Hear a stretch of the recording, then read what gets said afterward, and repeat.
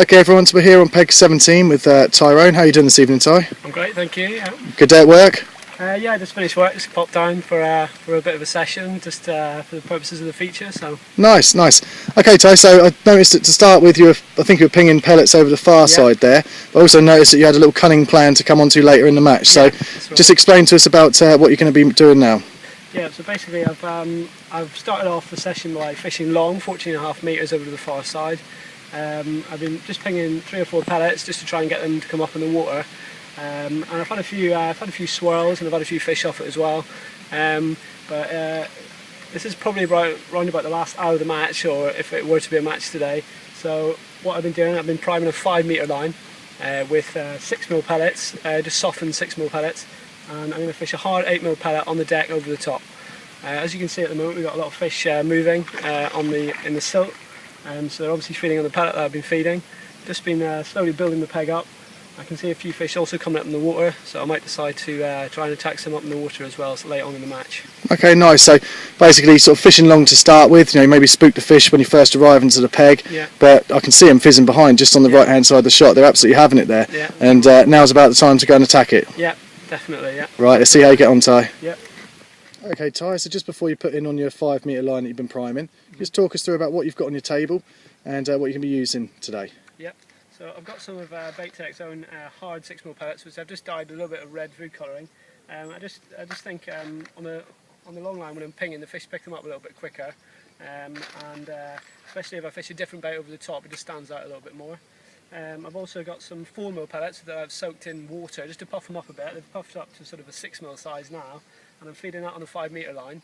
And I've also got some hard 8mm pellets just for the hook bait really, and also some corn just as a change of bait, and it's a visual thing as well because it's yellow, so I think the fish will pick it out a little bit quicker in the silt. Okay, nice. So what would you start with, just for those people at home, what would you sort of start with on your 5 metre line? You've been feeding the puffed up soaked 4mm pellets. Would you go for the hard pellet over the top first or the corn? Yeah, absolutely. I'd start on the hard pellet over the top, and I'd just start lifting and dropping it. And the beauty of it is, because there's a lot of fish in the peg as we can see, if you miss a bite or you fire like a fish, basically you can drop it straight back in and have another go. Nice, thank you Ty. Right, let's see how you get on. Yeah. Okay Ty, so just before you put in, we've gone through your bait, let's talk about what's on your roost. Yeah. Okay, basically I've started the match by fishing shallow rig, and I've started with a small shallow dibber float and quite a short line with a bulk of 3 number 8 shot. That goes down to 017 power line with a PR36 number 18 to a bait band. The main line is 018, which is a little bit stronger, so it just creates a weak link between the hook link and the main line. So if I do snag it in the far bank or fish runs me into the bank, there's a weak link there and it's going to break, and I'm not going to be left with 20 metres of elastic hanging. Also, I've got a second shallow rig set up, just with a slightly longer line. It's pretty much identical setup, but it's got a slightly longer line. So if I find throughout the day that the fish back off because they're spooking from the pole tip, I've got a slightly longer line, which I'll just flick it out a little bit further and hold the pole up a little bit higher, and hopefully the fish will get a bit more confident and come back and start feeding again. I can pick them up. And that's a great little tip there, because we see a lot of match hangers don't do that when they come down here on their club matches, and obviously, if the fish are backing off of the shadow of the pole, just by having that sort of 5 minutes at the start of the day, setting up another tip, with that longer line on it, can put more fish in your keep net quicker, can't it? Absolutely, yeah, definitely. It makes a big difference. Also, I've got a 5 metre line set up, which you can see the fish behind me fizzing on, which is obviously a little bit deeper than the shallow line.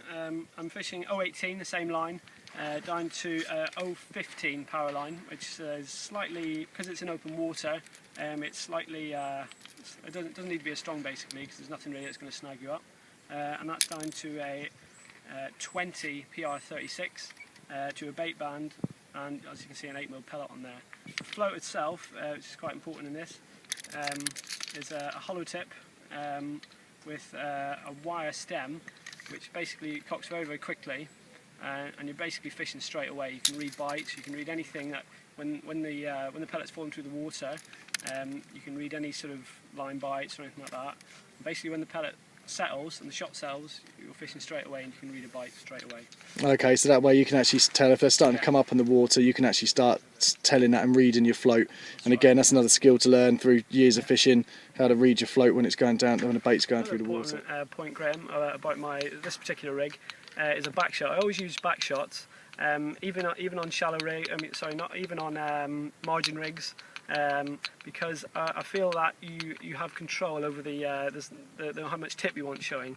So if you move the back shot further to the float, you have less of the tip showing of the float, and if you move it further away, you can have pretty much the whole bristle of the float showing, which I think is really important to read bites properly.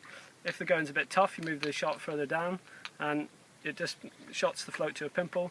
If it's you need a lot of bristles showing, you're going to get a lot of line bites, then you move the shot further away. It also ensures that you can pick up the line quicker as well on the float, because you're direct to the main line all the time and to the float. Nice, excellent, top tip there, Ty, and we'll see you in action just now and in just a second, yeah? Yeah, thank you very much. Right, Ty, that was your first couple of put-ins. You've got a couple of fish in the net. Yeah. Got a common there, lively common. Yeah. How's it going for you? Yeah, it's good. It's been a slow start on the 5 metre line actually. There's a lot of fish there, but they're not really feeding. But I've had a couple of fish on the trot now, so I think I've sussed it. They seem to be just up in the water slightly due to the good weather. So. Yeah, fingers crossed to get a few more. I'll let you put that one back and get on with the fishing. Brilliant. Yeah, thank you.